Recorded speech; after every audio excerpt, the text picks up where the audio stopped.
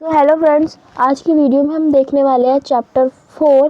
ठीक है, चैप्टर 4 देखेंगे हम और ये क्लास 12th का चैप्टर 4 है। ठीक है, क्लास 12th का चैप्टर 4 जिसका नाम है विश्वास, वो विचारक, विश्वास और इमारत। ठीक है, इमारतें। ठीक है, अब इसमें हम चैप्टर 4 का ये पार्ट 2 है, ये देखने वाले हैं। तो शुरू करते हैं बिना टाइम वेस्ट करते हुए। ठीक है, अब हम इसमें जो हम आपको जो इसके चैप्टर 4 का पार्ट 1 है वो भी आपको हमारे चैनल में मिल जाएगा, और जो क्या नाम है बाकी के 3 चैप्टर्स हैं वो भी, उनके भी चारों पार्ट आपको चैनल की प्लेलिस्ट में मिल जाएंगे। ठीक है, अगर आपने नहीं देखे हो तो उन्हें भी देख लेना। ठीक है, अब हम चैप्टर 4 को जो है वो शुरू करने वाले हैं, करते हैं। चलो, अब इसमें जो हमारा सबसे पहला टॉपिक ये है लौकिक सुखों से आगे। मतलब बाकी के टॉपिक तो मैंने आपको पिछली वीडियो में करवा दिए जो इससे पहले के टॉपिक है। ठीक है, पार्ट 1 में। अब ये पार्ट 2 का जो पहला टॉपिक है वो है लौकिक सुखों के आगे। ठीक है, तो अब हम इसमें देखते हैं लौकिक सुखों में जो है वो है महावीर के संदेश। ठीक है, तो महावीर ने जो हमें क्या संदेश दिए थे, यानी कि जो महावीर है उनकी शिक्षाएं क्या थी। ठीक है, तो सबसे पहले हम ये जान लेते हैं कि जो ये है जैन धर्म में जो है शिक्षक जो होते हैं, जो शिक्षा देते हैं, उन्हें क्या कहा जाता है, तीर्थंकर कहा जाता है। ठीक है, जैन धर्म में जो शिक्षाएं देते हैं उन्हें क्या कहा जाता है, तीर्थंकर। ये आपको याद रखने हैं क्योंकि ये 1 मार्क में बहुत इंपॉर्टेंट होते हैं। ठीक है, तो ये आपको जरा से जो है ये चीज़ें याद रखनी है। और जो वर्धमान महावीर है वो 24वें तीर्थंकर थे जैन धर्म के। ठीक है, ये भी आपको याद रखना है। तो जो वर्धमान महावीर थे वो कौन से थे, 24वें तीर्थंकर थे जैन धर्म के। ठीक है, अब हम जैन धर्म की शिक्षाओं के बारे में देख लेते हैं। तो जैन धर्म की जो शिक्षाएं हैं उसमें सबसे पहले जो है तीर्थंकरों के बारे में ही बोला गया है। तो ठीक है, जो जैन धर्म में कहा गया है कि जो भी स्त्री पुरुष महिलाएं, ठीक है, स्त्री पुरुष अगर जीवन की नदी के पार पहुंचना है तो पहुंचने के लिए उन्हें क्या करना होगा, शिक्षकों की जो है वो आवश्यकता होती है। ठीक है, और जिन्हें कहा किया जाता है तीर्थंकर कहा जाता है। इन्हें मतलब उन्हें कहा है, इन्होंने कहा है कि अगर आपको ज्ञान प्राप्त करना है या फिर अपने जीवन की नदी पार करनी है, यानी कि आपको अच्छे से ज्ञान प्राप्त कर लेना है जहाँ पे आपको कुछ नहीं आता और फिर कुछ टाइम बाद आपको बहुत कुछ आ जाता है। तो नदी पार करने से मतलब ये है कि आप सीख लेते हैं उस टाइम पीरियड में। ठीक है, तो उसमें आपको जो है वो शिक्षकों की आवश्यकता होगी। ठीक है, तो उसमें आपको शिक्षकों की आवश्यकता होगी, पर उन शिक्षकों को जैन धर्म में क्या कहा जा रहा है, तीर्थंकर कहा जा रहा है। ठीक है, जैसे आप शिक्षक के नाम से जानते हैं जो आपको ज्ञान की प्राप्ति कराते हैं। ठीक है, पर जैन धर्म में उन्हें तीर्थंकर कहा जाता है। ठीक है, तो अब दूसरी जो शिक्षा है जैन धर्म की वो है संपूर्ण विश्व प्राणवान है।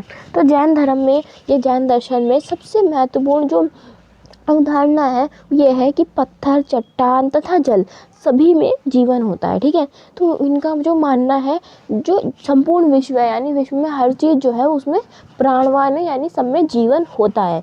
तो इसीलिए हमें किसी भी चीज़ को नुकसान नहीं पहुंचाना चाहिए। ठीक है, तो और सबसे जो इसमें कड़ाई से पालन किया जाता है वो अहिंसा का पालन किया जाता है। ठीक है, इसमें किसी भी तरह की जरा सी भी हिंसा करने की कोई आज़ादी नहीं है। ठीक है, आप बिल्कुल भी हिंसा नहीं कर सकते। अगर आप जैन धर्म अपना रहे हैं तो आपको अहिंसा का कड़ाई से पालन करना होगा। ठीक है, हमें इंसानों, जानवरों, पेड़ पौधे, कीड़े मकोड़ों को नहीं मारना चाहिए, उन्हें दुख नहीं पहुंचाना चाहिए। ठीक है, इसीलिए इस जैन धर्म में जो है जब ये प्रचलित हो रहा था तो इसे किसानों ने बहुत कम अपनाया था, क्योंकि इसमें जो है अहिंसा का बहुत ज़्यादा कड़ाई से पालन करना होता है। और जब जैन धर्म का प्रचलन हो रहा था तो किसान तो इसे इसीलिए नहीं अपना सकते थे ना, क्योंकि उन्हें अपनी फसल की देखभाल करनी होती थी, तो उनकी फसलों को कीड़े मकोड़े ख़राब कर देते थे, तो उन्हें कीड़े मकोड़ों को मार के भी हटाना होता था। तो इसीलिए जो है उस समय जो किसान थे वो इनको जैन धर्म को कम अपना रहे थे। ठीक है, पर जो इसमें अहिंसा का पालन किस तरीके से होता था, कितनी कड़ाई से होता था, आपको ये बात सुन के पता चली गया होगा। ठीक है, या आप अंदाज़ा भी लगा सकते हैं। जन्म और पुनर्जन्म, तो ठीक इसमें अब जन्म और पुनर्जन्म के बारे में कहा गया है। जैन मान्यता के अनुसार अगर जन्म और पुनर्जन्म व्यक्ति के कर्मों द्वारा निर्धारित होता है। ठीक है, मतलब इसका ये है कि अगर आप जैसा कर्म करोगे वैसा ही आपको फल मिलेगा। ठीक है, तो जैसा आप कर्म करोगे वैसा ही आपका जन्म होगा। ठीक है, तो ये आपके कर्मों पर आधारित होता है कि आपको किस तरीके का जन्म मिलेगा। ठीक है, निर्वाण का प्राप्त होता है कि मोक्ष प्राप्त कर लेना या फिर मुक्ति प्राप्त कर लेना, इसका जो अर्थ होता है होता है। ठीक है, तो जो निर्वाण का मतलब, और जन्म और पुनर्जन्म से मुक्ति के लिए हमें क्या करना, हमें त्याग और तपस्या की ज़रूरत होती है, ठीक है। तो अगर हम निर्वाण प्राप्त करना चाहते हैं तो हमें क्या करना चाहिए, त्याग करने चाहिए और तपस्या करनी चाहिए, ठीक है। अगर हम किसी भी वस्तु को पाना चाहते हैं तो हमें उसकी मतलब किसी भी चीज़ को पाने की हमें ज़्यादा इच्छा नहीं करनी चाहिए, ठीक है, और हमें बल्कि त्याग भी करने चाहिए। तो ये होता है निर्वाण में। अब विहारों में निवास का मतलब है, अगर हमें निर्वाण की प्राप्ति के लिए विहारों में निवास करना चाहिए तो ये विहार जो है वो आम जनों से दूर पवित्र स्थानों पर बनाए गए थे, ठीक है, और जहाँ जैन साधु और साध्वी रहते थे, ठीक है। तो ये क्या थे, विहार जो थे वो एक ऐसा स्थान था जहाँ पर कौन रहते थे, जैन साधु और साध्वी रहते थे, ठीक है, और ये पवित्र स्थानों पर बनाए जाते थे, ठीक है। और इसमें ये होता था, आम जनों की आबादी से ये दूर स्थिर होते थे और जहाँ पर बहुत ही शांति होती थी, ठीक है। अब जैन धर्म में अब 5 व्रतों का उल्लेख किया गया है। तो वो 5 व्रत जो है वो कौन से हैं, तो जैन मत के 5 व्रत, ठीक है, उसमें पहला है, और ये बहुत ही नॉर्मल से हैं जो कि आपको नॉर्मल लाइफ में भी कई बार सुनने को मिल जाते हैं, ठीक है, और हर कोई हमें यही शिक्षा देता रहता है, ठीक है। तो आपको ये याद करने में ज़्यादा दिक्कत नहीं होगी, बस 1 से 2 बार पढ़िए, अच्छे से याद हो जाएंगे, ठीक है। तो जो पहला व्रत है वो है हत्या ना करना, चोरी ना करना, झूठ ना बोलना, ब्रह्मचर्य का पालन करना और धन संग्रह ना करना, ठीक है। तो ये जैन मत के जो है वो 5 व्रत हैं, ये आपको याद करने हैं, ठीक है, याद करने हैं या फिर आपको दिमाग में रखने हैं, मतलब रटना तो नहीं है, पर ये आपको समझ आ गए तो याद भी हो जाएंगे, ठीक है। जैन धर्म का विस्तार, तो अब जैन धर्म का विस्तार के बारे में पढ़ेंगे, आप देखते हैं जैन धर्म का विस्तार क्या है। तो जैन धर्म का विस्तार जो है भारत के कई हिस्सों में था, ठीक है, भारत के बहुत सारे हिस्सों में जो था वो जैन धर्म का विस्तार था। और बुद्ध धर्म की तरह ही जैन विद्वानों ने भी प्राकृत, मतलब जैसे हमें बौद्ध धर्म में और मिली है, जैसे कि उनकी जो साहित्य का सृजन है वो अलग अलग भाषाओं में किया गया है, इसी तरह से क्या था, जैन धर्म में भी जो विद्वानों ने है वो क्या करा, प्राकृत, संस्कृत, तमिल और अन्य भाषाओं में साहित्य का सृजन किया, यानी कि साहित्य को बहुत सारी भाषाओं में लिखा गया, जिससे हमें जैन धर्म के बारे में पता चल जाता है। सैकड़ों वर्षों से इन ग्रंथों की पांडुलिपियाँ मंदिरों से जुड़े पुस्तकालयों में संरक्षित है, ठीक है। तो जो जैन धर्म की जो पांडुलिपियाँ हैं वो कहाँ, मंदिरों में से जो जुड़े हुए पुस्तकालय हैं, ठीक है, मंदिरों से जुड़े हुए पुस्तकालय, उसमें जो है वो संभाल कर रखी गई हैं, उसमें संरक्षित हैं, ठीक है। धार्मिक परंपराओं से जुड़ी मूर्तियाँ, सबसे प्राचीन मूर्तियाँ तीर्थंकरों द्वारा बनवाई गई थी, ठीक है। जो जैन धर्म से जुड़ी हुई मूर्तियाँ वो भी तीर्थंकरों द्वारा बनवाई गई, जो भारतीय उपमहाद्वीप के कई भागों में पाई जाती थी, ठीक है। अब हम देखते हैं बुद्ध और ज्ञान की खोज, ठीक है। अब हम इसमें बुद्ध धर्म की शिक्षाएं पढ़ें उससे पहले हम देख लेते थोड़ा सा बुद्ध धर्म के बारे में जान लेते हैं, ठीक है। जो बुद्ध धर्म है और बुद्ध धर्म के बारे में जान लेते हैं कि महात्मा बुद्ध कौन थे, ठीक है। तो जो महात्मा बुद्ध हैं उनका जो बचपन का नाम था वो था सिद्धार्थ, ठीक है, बचपन का नाम है उनका सिद्धार्थ था बचपन में, ठीक है, जो कि महात्मा बुद्ध थे। ये आपको याद रखना, ये फैक्ट आपसे 1 मार्क में भी पूछ सकते हैं, ठीक है, तो इसीलिए आपको ये याद रखना पड़ेगा कि जो मैं आपसे पूछूंगी महात्मा बुद्ध का बचपन का नाम क्या था, तो वो सिद्धार्थ था, ठीक है, क्या, और ये क्या नाम है, शाक्य कबीले के सरदार के बेटे थे, ठीक है। तो जिस कबीले में ये रहते थे महात्मा बुद्ध, उसका नाम क्या था, शाक्य, ठीक है, शाक्य कबीले में रहते थे, और जो उस कबीले के सरदार थे वो कौन थे, इनके पिताजी थे, ठीक है, तो उनके शाक्य कबीले के सरदार के बेटे थे। तो अब मैं आपको एक कहानी सुनाती हूँ, मतलब महात्मा बुद्ध के बारे में ही बताती हूँ थोड़ा सा। तो वो जो है बहुत ही मतलब अच्छे खासे घर से थे, महलों में रहते थे, ठीक है, तो उन्हें घर में ही रहना होता था सारे दिन हमेशा के लिए, ठीक है, उन्हें बाहर नहीं निकलने दिया जाता था। तो उन्होंने एक दिन क्या करा, जो उनका रथ चला था तो उस व्यक्ति को उन्होंने मना लिया, ठीक है, तो उन्होंने यात्रा के लिए उस व्यक्ति को मना लिया, ठीक है। जब उन्होंने मना लिया तो फिर वो भी पहले मान नहीं रहा था, पर फिर बाद में वो मान गया। तो फिर क्या हुआ, जो महात्मा बुद्ध है वो उन्हें लेकर जो है यात्रा पर निकल गया। तो अपनी यात्रा के दौरान जो है जो महात्मा बुद्ध थे उन्होंने देखा कि एक व्यक्ति, ठीक है, एक वृद्ध व्यक्ति को देखा उन्होंने, एक लाश को देखा और एक बीमार व्यक्ति को देखा, ठीक है, एक लाश को देखा, एक वृद्ध व्यक्ति को देखा और एक बीमार व्यक्ति को देखा, ठीक है। तो इन तीनों को महात्मा बुद्ध ने देखा। तो फिर उन्होंने सोचा कि और उन्हें फिर ये देख के उन्हें ये पता चल गया कि ये जीवन का सत्य है, ये हर किसी के साथ जो है ये प्रॉब्लम होनी है, ठीक है, मतलब कोई व्यक्ति बीमार भी हो सकता है, वो बूढ़ा तो होएगा ही होएगा, बीमार भी हो सकता है, और क्या नाम है, और जब वो मर जाएगा तो उसकी लाश भी ले जाया जाएगा उसे किस तरीके से, ठीक है। पर इन सब चीज़ों को देखकर महात्मा बुद्ध ने एक सन्यासी को देखा, ठीक है। उस सन्यासी को देख के उन्होंने सोचा कि ये सही है, ये सबसे बढ़िया है, सबसे अलग है, इसे किसी चीज़ की फिक्र नहीं है और ये अपना बढ़े से बढ़िया मज़े से ज़िंदगी जी रहा है। तभी उन्होंने एक सन्यासी बनने की ठान ली, ठीक है। तो फिर वो ज्ञान की प्राप्ति के लिए आ गए और क्या नाम है, अपने पेड़ के नीचे तपस्या करने लगे। फिर अब हम देखते हैं महात्मा बुद्ध की शिक्षाओं के बारे में, ठीक है। तो जो महात्मा बुद्ध है उनकी शिक्षाएं क्या थी, ठीक है। तो शिक्षाएं जो है महात्मा बुद्ध की शिक्षाएं, हमें उनका जो संकलन है वो कहाँ है, त्रिपिटक में है, ठीक है। तो महात्मा जो त्रिपिटक है, ठीक है, वो कौन कौन से हैं त्रिपिटक, तो हम वो देख लेते हैं। पहले जो त्रिपिटक है उसमें पहला है विनय पिटक, ठीक है।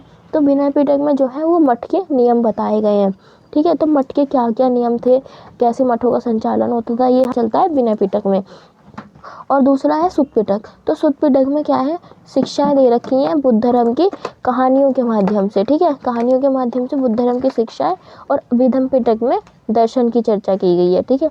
तो कहानियों के माध्यम से शिक्षा का मतलब ये है कि जैसे महात्मा बुद्ध है, उन्होंने एक वो मतलब महिला थी जिसकी बेटे की डेथ हो गई थी, वो मर गया था, तो वो महात्मा बुद्ध के पास आई, यानी महात्मा बुद्ध क्या नाम है, मेरे बेटे को जिंदा कर दो, ये कर दो, वो कर दो। तो फिर महात्मा बुद्ध ने उससे कुछ भी नहीं कहा, उससे बहस भी नहीं करी, उससे कुछ नहीं कहा, उससे यूँ कहा कि तुम ऐसे घर से जाओ, ऐसे घर से थोड़े से सरसों के दाने लेकर आओ जहाँ पर किसी की व्यक्ति की मृत्यु ना हुई हो। तो फिर वो औरत कह रही ठीक है, इतना ही तो करना है बस। तो वो चल दी, वो लेने गई, पर उसे कोई भी घर ऐसा नहीं मिला जिसके घर में किसी की डेथ ना हुई हो, कोई मरा ना हो।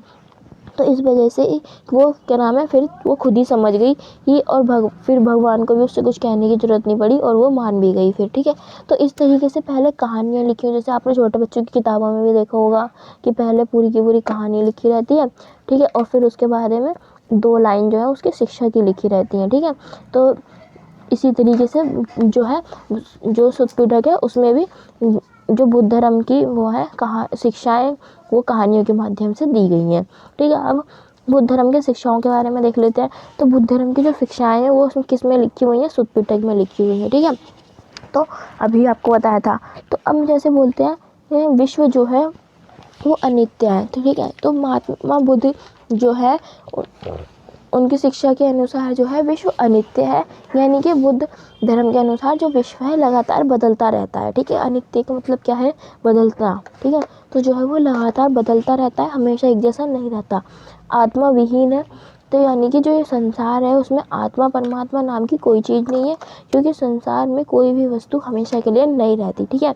तो बुद्ध धर्म में ऐसा इसीलिए कहा गया है कि आत्मा विहीन है, यानी कि आत्मा परमात्मा की कोई चीज़ नहीं है, क्योंकि जो भी वस्तुएं हैं उन्हें, जो भी सजीव चीज़ें हैं उन्हें एक न एक दिन जो है संसार को छोड़ना ही होता है, कोई भी हमेशा के लिए नहीं रहती, ठीक है। और निर्जीव वस्तुएं भी आपने देखा होगा कि क्या नाम है, टूट जाती हैं इसी तरीके से, ठीक है। आप ऐसे भी मान सकते हैं, वरना सजीव तो है ही नहीं। दुखों का कारण इच्छाएं हैं, ठीक है। तो बुद्ध धर्म का कहना है इस दुनिया में सभी दुखों का जो कारण है वो हमारी इच्छाएं हैं, यानी तृष्णाएं। अतः हम इन इच्छाओं का त्याग करना चाहिए, और दुखी व्यक्ति के अंदर ही होता है, ठीक है।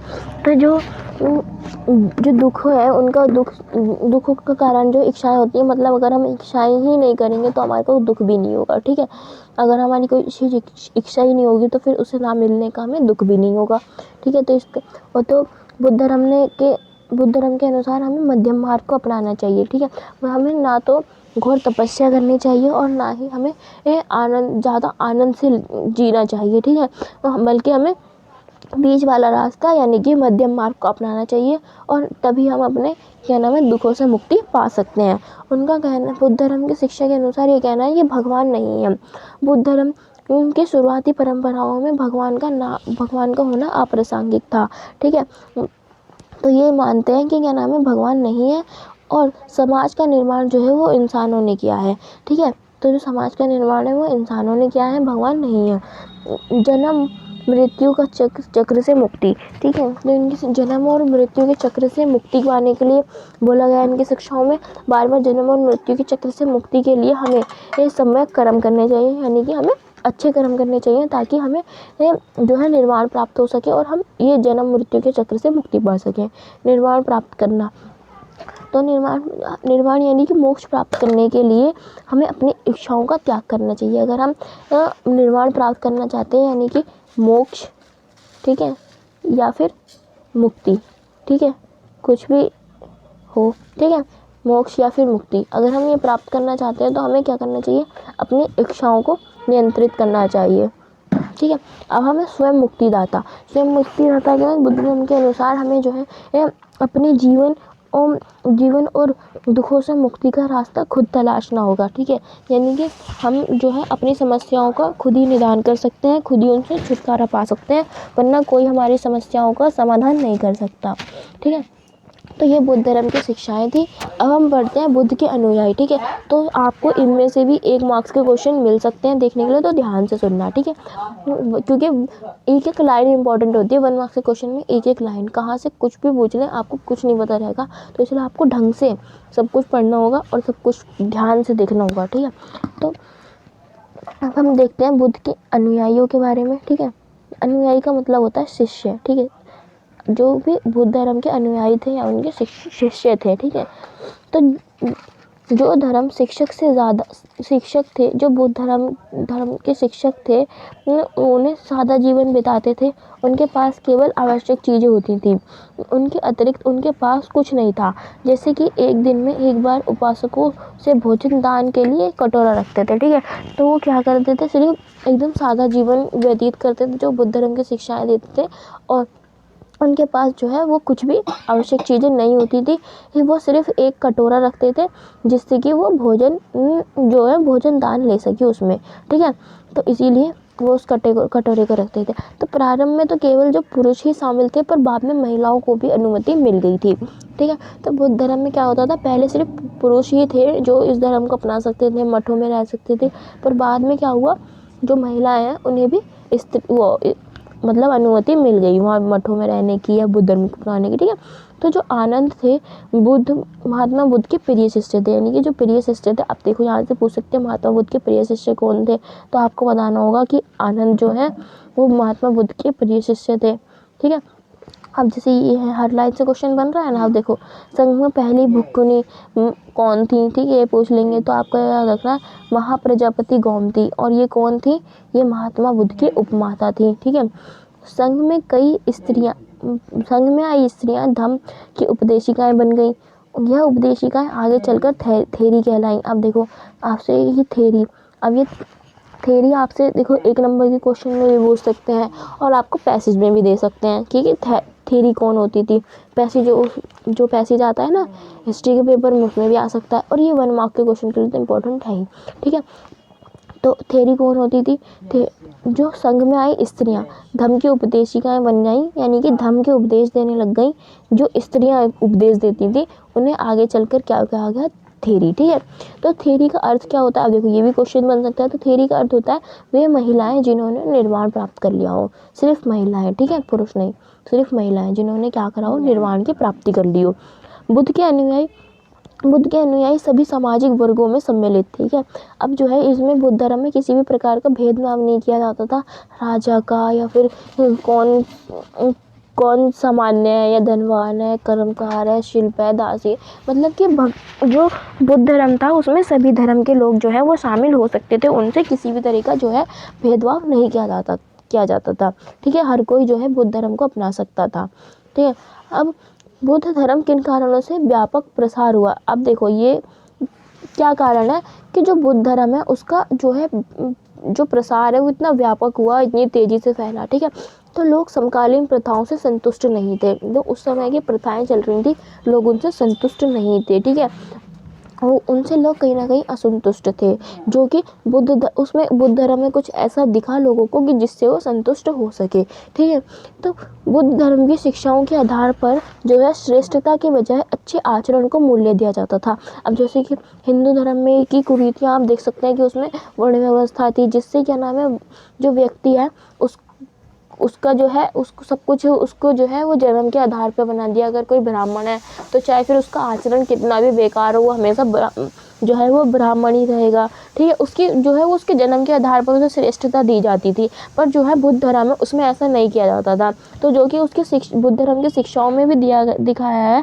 कि श्रेष्ठता की बजाय जो है जो व्यक्ति श्रेष्ठ होगा, ठीक है, उसका आचरण अच्छा होगा, ठीक है।